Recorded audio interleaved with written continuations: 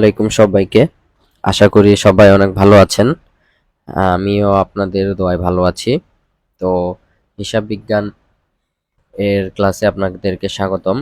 আপনারা যারা ক্লাসটি করতে এসেছেন তাদেরকে ধন্যবাদ আমার ক্লাসটিতে জয়েন হওয়ার জন্য। আজকে আমার ক্লাসের টপিক হচ্ছে হিসাব বিজ্ঞান পরিচিতি। এখানে হচ্ছে গিয়ে আমি হিসাব বিজ্ঞানের যে বেসিক জিনিসগুলো, যে জিনিসগুলো আসলে আপনারা বারবার ভুলে যান বা যে জিনিসগুলো আসলে আপনাদের বারবার প্র্যাকটিস করাটা প্রয়োজন, এবং ওই জিনিসগুলোর উপরে দাঁড় করে পুরো হিসাব বিজ্ঞানটা আমাদের বুঝতে হয়, সেই টপিকগুলো নিয়ে আলোচনা করব। তো বেশি কথা না বলে শুরু করি। হিসাব বিজ্ঞান বোঝার জন্য বা হিসাব বিজ্ঞানের বেসিকটা করার জন্য আমাদের সবার শুরুতে যে জিনিসটাকে ফোকাস করতে হবে সেটা হচ্ছে হিসাব সমীকরণ। একটা প্রতিষ্ঠান এই হিসাব সমীকরণ, যেটা A is equal to L plus O E, অর্থাৎ সম্পদ, দায় এবং মালিকানা সত্ত্ব, এই জিনিসটার উপরে ভর করে গঠিত হয় বা তৈরি হয় বা বিভিন্নভাবে পরিচালিত হয় বলা চলে। আর আমাদের হিসাব বিজ্ঞান বেসিক করার জন্য আমাদের এই হিসাব সমীকরণটা অনেক অনেক অনেক ইম্পর্ট্যান্ট। সেই জন্য আমরা শুরুতে আমাদের হিসাব সমীকরণ দিয়ে আমাদের পড়াটা শুরু করব। তো আরেকটা কথা আমি বলে রাখছি, অ্যাকাউন্টিং বা হিসাব বিজ্ঞান করার সময় আপনাকে যে জিনিসটা চিন্তা করতে হবে, আপনি না এখন একজন স্টুডেন্ট, না এখন একজন টিচার, না এখন একজন মালিক। যে জিনিসটা বোঝানোর ট্রাই করতেছি, আপনি যখন অ্যাকাউন্টিং করবেন তখন অবশ্যই আপনি নিজেকে মনে করবেন ব্যবসা প্রতিষ্ঠান। আপনি কোনো মানুষ না, আপনি মালিক না, আপনি কর্মচারী না, আপনি ম্যানেজার না, আপনি কিচ্ছুই না, আপনি শুধুমাত্র ব্যবসা প্রতিষ্ঠান। এই জিনিসটা যদি আপনি চিন্তা করতে পারেন তাহলে আপনার জন্য অ্যাকাউন্টিংটা অনেক ইজি হয়ে যাবে। তো চলুন শুরু করা যাক। আমাদের হিসাব সমীকরণ যেটা, সেটা হচ্ছে A is equal to L plus O E. যারা একদম নতুন তারা অনেকে হয়তো বা জানতে পারছেন না বা হচ্ছে বুঝতে পারছেন না এ কি, এল কি, ও ই কি। তাদের জন্য আমি ছোট করে একটু বুঝিয়ে দিই। এ হচ্ছে প্রতিষ্ঠানে কতটুকু সম্পদ আছে সেটার পরিমাণ, এল হচ্ছে প্রতিষ্ঠানে কতটুকু দায় আছে সেটার পরিমাণ, এবং ওই হচ্ছে প্রতিষ্ঠানে কতটুকু মালিকানা সত্ত্ব আছে। মালিকানা সত্ত্ব বলতে আমরা বুঝি মালিকের অংশ। তো একটা প্রতিষ্ঠান, একটা ব্যবসা প্রতিষ্ঠান নিয়ে সম্পদ যতটুকু থাকবে ঠিক তার সমান ততটুকুই দায় এবং মালিকানা সত্ত্বর পরিমাণ থাকতে হবে। তা না হলে ব্যবসা প্রতিষ্ঠানটি সঠিক মানে ব্যবসা প্রতিষ্ঠানটি হবে না। ব্যবসা প্রতিষ্ঠানের মূল সত্ত্বই হচ্ছে এখানে তার সম্পদ, দায় এবং মালিকানা সত্ত্বর পরিমাণ সমান থাকতে হবে।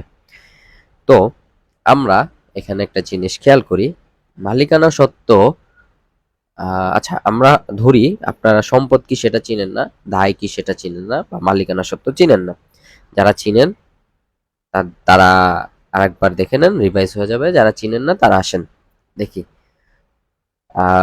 এ মানে হচ্ছে অ্যাসেট বা সম্পদ। আমার প্রতিষ্ঠানের জন্য সম্পদ সেগুলোই হবে যেগুলো আমি ভোগ করতে পারবো বা ব্যবহার করতে পারবো। অর্থাৎ আমি ধরেন একটা চেয়ার আর একটা টেবিল কিনে আনলাম। এই চেয়ার আর টেবিলটা আমি বিক্রি করার উদ্দেশ্যে আনি নাই। এই চেয়ার আর টেবিলটা আমার অফিসের অফিসিয়াল কাজ করার পারপোজে আনছি, অর্থাৎ ব্যবহার করার জন্য আনছি। তো এখন এটা হবে আমার জন্য সম্পদ, অর্থাৎ আমি এই চেয়ার এবং টেবিলটা ব্যবহার করার জন্য আমার প্রতিষ্ঠানে এনেছি, এই জন্য এটা সম্পদ হবে। এরকম অনেক কিছুই হইতে পারে, কম্পিউটার হইতে পারে, আলমারি হইতে পারে, এসি হইতে পারে, ফ্যান হইতে পারে, লাইট হইতে পারে। এই সবগুলোই হচ্ছে আমার প্রতিষ্ঠানের জন্য সম্পদ। এছাড়াও বড় বড় যে সম্পদগুলো গুলো আমরা জানি, দালান কোঠা, ভূমি, এইগুলোও আমাদের জন্য সম্পদ। ওকে, সম্পদ আমরা ক্লিয়ার। এরপর দায়। আমার প্রতিষ্ঠানের জন্য দায় সেই জিনিসগুলাই হবে যে জিনিসগুলোর প্রতি আমরা দায়বদ্ধ থাকবো। একটু সিম্পল ভাবে চিন্তা করি, আমরা যখন ব্যাংক থেকে ঋণ আনি, ব্যাংকের কাছে কিন্তু আমরা দায়বদ্ধ থাকি।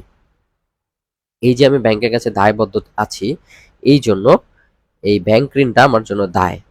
সেম ভাবে আমি যদি কারো কাছ থেকে ঋণ আনি, সেম ভাবে আমি যদি কারো কাছ থেকে বাকিতে পণ্য ক্রয় করি, তখন দেখা যাবে আমি যার কাছ থেকে বাকিতে পণ্য ক্রয় করেছি তার কাছে আমার একটা দায়বদ্ধ সৃষ্টি হবে, তাকে আমার টাকাটা পরবর্তীতে দিতে হবে। এই যে আমার টাকাটা দিতে হবে, এটাই হচ্ছে আমার জন্য দায়। দায়টাও আমরা বুঝলাম। এখন আসি মালিকানা সত্ত্ব। মালিকানা সত্ত্বকে একদম এক লাইনে আমরা যদি বলি, মালিকের অংশ যতটুকু আছে, অর্থাৎ প্রতিষ্ঠানের ভিতরে মালিকের অধিকার যে যে জায়গায় আছে সেগুলোই হচ্ছে মালিকানা সত্ত্ব। মালিকানা সত্ত্বের উপাদান হচ্ছে চারটা: আয়, ব্যয়, মূলধন, উত্তোলন। কিন্তু সম্পদ আর দায়ের উপাদানের কোনো শেষ নাই। বাট মালিকানা সত্ত্বের উপাদান এই চারটা ফিক্স। এখন আমরা আসি যে কেন আয় মালিকানা সত্ত্ব। দেখো, আয় যদি বৃদ্ধি পায়, মালিকের মালিকানা সত্ত্ব বা মালিকের অংশও কিন্তু বৃদ্ধি পাবে। কারণ প্রতিষ্ঠান লাভ করলে মালিক তো অবশ্যই অটোমেটিকলি তার তার লাভও দেখবে বা তারও লাভ বাড়বে। তো এই জিনিসটা হচ্ছে গিয়ে এই জন্য আয় বাড়লে মালিকানা সত্ত্ব অবশ্যই তার বাড়বে। এবং ব্যয় যখন হয়, প্রতিষ্ঠানে যখন অনেক হিউজ পরিমাণ ব্যয় হয়, তখন কিন্তু মালিকানা সত্ত্বের পরিমাণও কমে যাবে। এরপর প্রতিষ্ঠানে যখন মালিক মূলধন দেয়, অবশ্যই মালিক যখন মূলধন দিবে তখন প্রতিষ্ঠানে মালিকানা সত্ত্বের পরিমাণ অবশ্যই বৃদ্ধি পাবে। উত্তোলন, মালিক যখন তার মূলধনটা উঠে নিবে তখন মালিকানা সত্ত্বের পরিমাণ অটোমেটিক কমে যাবে। তো এই জিনিসটা আমরা বুঝলাম। এরপরে এখানে হিসাব বিজ্ঞানের যে সমীকরণের ফলে কোন জায়গায় কি প্রভাবিত হয় এই জিনিসটা দেওয়া আছে। এটা হচ্ছে আমরা ম্যাথ যখন করব তখন বুঝবো। এরপর এখন আমরা একটা প্র্যাকটিক্যালি আসি। কেন আমরা ক্রয় করলে মালিকানা সত্ত্বের পরিমাণ কমবে, কেন আমরা সম্পদ বাড়বে বা হচ্ছে সম্পদ কমবে, এই জিনিসটাতে আসি। এই জিনিসটাতে আসার আগে আমরা আরেকটা জিনিস দেখব, সেটা হচ্ছে হিসাবের প্রকারভেদ। হিসাব টোটাল 5 প্রকার। আমরা অনেকেই জানি, আবার অনেকেই জানি না। যারা জানি না এখন জানবো, যারা জানতাম তারা তো জানতামই। তো হিসাব হচ্ছে 5 প্রকার। সে 5 প্রকার কি কি? সম্পদ, আয়, দায়, মালিকানা সত্ত্ব। এই 5টা হচ্ছে হিসাব। মালিকানা সত্ত্বের আন্ডারে আবার আমরা কি জানি? আয়, ব্যয়, মূলধন, উত্তোলন। এই জিনিসগুলো আপনারা যতটা আয়ত্তে রাখতে পারবেন আপনাদের জন্য অ্যাকাউন্টিং করাটা ততটা সহজ হবে। তো আমরা পরবর্তীতে যাই, দেখি মালিকানা সত্ত্বের এটা বলছি। এখন আমরা অনেকেই জানি না কিভাবে ডেবিট ক্রেডিট নির্ণয় করতে হয়। ডেবিট ক্রেডিট নির্ণয় করার জন্য এই স্লাইডে, আমার সামনে যে স্লাইডটা আছে এই স্লাইডটা পড়লেই এনাফ। এতটুকু যদি আপনি বুঝেন আপনার কাছে ডেবিট ক্রেডিট নির্ণয় করা অনেক ইজি হয়ে যাবে। তো আসেন দেখি কি কি করা লাগবে। সম্পদ, ব্যয় আর উত্তোলন যদি বাড়ে তাহলে অবশ্যই ডেবিট হয়। আবার সম্পদ, ব্যয়, উত্তোলন যদি কমে তাহলে ক্রেডিট হবে। এরপরে আয়, দায়, মূলধন যদি বাড়ে তাহলে ক্রেডিট হবে। আয়, দায়, মূলধন যদি কমে তাহলে ডেবিট হবে। তো এই যে আমি এখানে কয়টা লাইন লিখলাম, 6টা লাইন লিখলাম বা 4টা লাইন লিখলাম, এই 4টা লাইন যদি মুখস্থ থাকে আপনার ডেবিট ক্রেডিট নির্ণয় করা একদম ইজি। এখন আসি, এই 4টা লাইনকেও আবার আমরা ছোট করতে পারি। যেমন আমি একটা শর্টকাট ইউজ করি, সেটা হচ্ছে সম্পদের স নেই, ব্যয়ের ব নেই, উত্তোলনের রস্য নেই। এই তিনটা যখন বাড়বে, তিনটা অ্যাডজাস্ট করলে হবে সবও। সবও বাড়লে ডেবিট, কমলে ক্রেডিট। আপনার ওই 6টা লাইন আর মুখস্থ করা লাগতেছে না, একটা লাইনের ভিতরে 6টা লাইন চলে আসলো। সবও বাড়লে ডেবিট, কমলে ক্রেডিট। সেম ভাবে আয় থেকে সরেয়া নেই, দায় থেকে দ নেই, মূলধন থেকে ম নেই, তাহলে হয় কি? আদম। আদম বাড়লে ক্রেডিট, কমলে ডেবিট। এই জিনিসগুলো আপনার মনে থাকলে আপনার কাছে ডেবিট ক্রেডিট নির্ণয় করা সহজ। আসেন দেখি কিভাবে। 1,000 টাকা নিয়ে ব্যবসায় আরম্ভ। এই 1,000 টাকা নিয়ে ব্যবসা আরম্ভ কে করছে? অবশ্যই মালিক। মালিক এই 1,000 টাকা দিছে। আর আপনি কি? আপনি ব্যবসা প্রতিষ্ঠান। তার মানে মালিক থেকে আপনি 1,000 টাকা নিছেন, নিয়ে আপনি ব্যবসাটা আরম্ভ করছেন। এখন মালিক থেকে যে 1,000 টাকা নিছেন, আপনি তো ব্যবসা প্রতিষ্ঠান, আপনার অবশ্য নগদ টাকাটা কি বৃদ্ধি পেয়েছে না? নগদ টাকাটা বৃদ্ধি পেয়েছে। যদি আপনার নগদ টাকাটা বৃদ্ধি পায় তাহলে আমরা জানি নগদ টাকা আমাদের জন্য একটা সম্পদ। নগদ টাকা যদি আমাদের সম্পদ হয় তাহলে এখানে আমার নগদ টাকা বাড়লে মানে সম্পদও বাড়বে, আর নগদ টাকা বাড়া মানে সম্পদ বাড়া, আর সম্পদ বাড়লে ডেবিট আমরা পড়ে আসছি। এভাবে সহজ করে একটার সাথে একটা লিঙ্ক করে স্টেপ বাই স্টেপ যদি আমরা আগাই তাহলে আমাদের করাটা অনেক ইজি। এটা গেল একটা পার্ট। আমরা জানি প্রত্যেকটা লেনদেনের দুইটা পক্ষ থাকে, একটা ডেবিট পক্ষ, একটা ক্রেডিট পক্ষ। আমরা ডেবিট পক্ষ ইজিলি এটাতে নির্ণয় করে ফেললাম। এবার ক্রেডিট পক্ষে আসি। মালিক যে টাকাটা দিছে এটা কি হিসেবে দিছে? অবশ্যই মূলধন হিসেবে দিছে। যদি মালিক টাকাটা মূলধন হিসেবে দেয় তাহলে আমরা জানি মূলধন বাড়লে মানে মালিকের মূলধন বাড়ছে, মূলধন বাড়লে ক্রেডিট আর কমলে ডেবিট। যেহেতু এখানে মূলধনটা বৃদ্ধি পেয়েছে তাই আমরা এখানে কি দিব? ক্রেডিট দিব। এতটুকু ক্লিয়ার? হ্যাঁ, এখন আমরা নেক্সটে যাই। ওই উদাহরণটা, নগদে 500 টাকার পণ্য ক্রয়, 5,000 টাকার পণ্য ক্রয়। এখন একটা জিনিস চিন্তা করেন, আমাদের দুইটা পক্ষ নির্ণয় করতে হবে শুরুতে, একটা ডেবিট পক্ষ, একটা ক্রেডিট পক্ষ। দেখেন আমি যখন ক্রয় ক্রয় কথাটা দেখি, ক্রয় করলে আমার কি হয়? আমি যখন একটা জিনিস কিনি তখন আমার ব্যয় হয় না? আর ব্যয় বাড়লে কি হয়? ব্যয় বাড়লে ডেবিট হয়।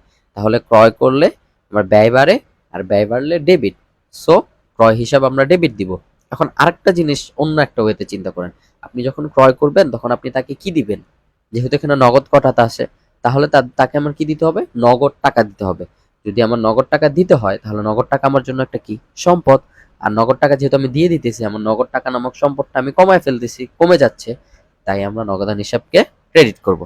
আশা করি বুঝতে পেরেছেন। পরবর্তীতে দেখি আমরা কি আছে।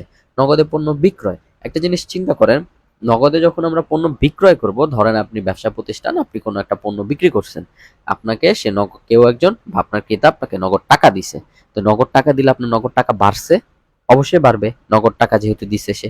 তাহলে নগদ টাকা যদি বাড়ে, নগদ টাকা যদি আমার জন্য একটা সম্পদ হয়, তাহলে আমার সম্পদটাও বাড়বে। সম্পদ বাড়লে আমরা কি করি? ডেবিট করি। এজন্য আমরা এখানে করেছি নগদান হিসাব ডেবিট। আরেকটা জিনিস অন্য আরেকটা ওয়েতে চিন্তা করেন, আমি যখন বিক্রি করছি, বিক্রি করলে আমার কি হয়? বিক্রি করলে অবশ্যই আমার আয় হবে, আমি বিক্রি করলেই তো আয় করব। তাহলে বিক্রি করলে যদি আমার আয় হয়, ওই যে আমি পড়ছিলাম, আয় বাড়লে ক্রেডিট, কমলে ডেবিট। যেহেতু এখানে আমার আয় বৃদ্ধি পেয়েছে, তাই আমার আয় বিক্রয় হিসাব ক্রেডিট হবে। আশা করি আপনারা বুঝতে পেরেছেন। এরপর আরেকটা উদাহরণ আসি। মালিক কর্তৃক উত্তোলন 5,000 টাকা। আমরা জানি উত্তোলন, মালিক যদি উত্তোলন করে তাহলে ওটা অবশ্যই কি হবে? ডেবিট হবে। কারণ আমরা ওইখানে ওই রুলসটা তো ওইটাই পড়ে আসছি যে উত্তোলন করলে, উত্তোলন বাড়লে বা উত্তোলন করলে ডেবিট। উত্তোলন এখানে বৃদ্ধি পেয়েছে, তাই উত্তোলনটাকে আমরা ডেবিট করছি। এখন মালিক কি উত্তোলন করছে? টাকা, নগদ টাকা। তাহলে নগদ টাকা আমার জন্য কি? নগদ টাকা আমার জন্য সম্পদ। যেহেতু মালিক টাকা নিয়ে গেছে, আমার প্রতিষ্ঠানের নগদ টাকা কমে গেছে, অর্থাৎ আমার প্রতিষ্ঠানের নগদ টাকা নামক সম্পদটা কমে গেছে। আর সম্পদ কমলে ক্রেডিট, এজন্য আমরা নগদান হিসাবকে ক্রেডিট করেছি। এখানে আমি বেশ কয়েকটা জাবেদার মাধ্যমে আমি আপনাদেরকে দেখানোর চেষ্টা করলাম যে কিভাবে ডেবিট ক্রেডিটটা নির্ণয় করতে হয়। এই ডেবিট ক্রেডিট নির্ণয় করার আরো অনেক পদ্ধতি আছে, আপনারা, আমি জানি আপনারা অনেকে অনেকভাবে শিখছেন, বাট আমি একবারে স্টেপ বাই স্টেপ দেখালাম কিভাবে হয় আসলে। সো আমি আশা করি আপনাদের এই ভিডিওটা ভালো লাগছে।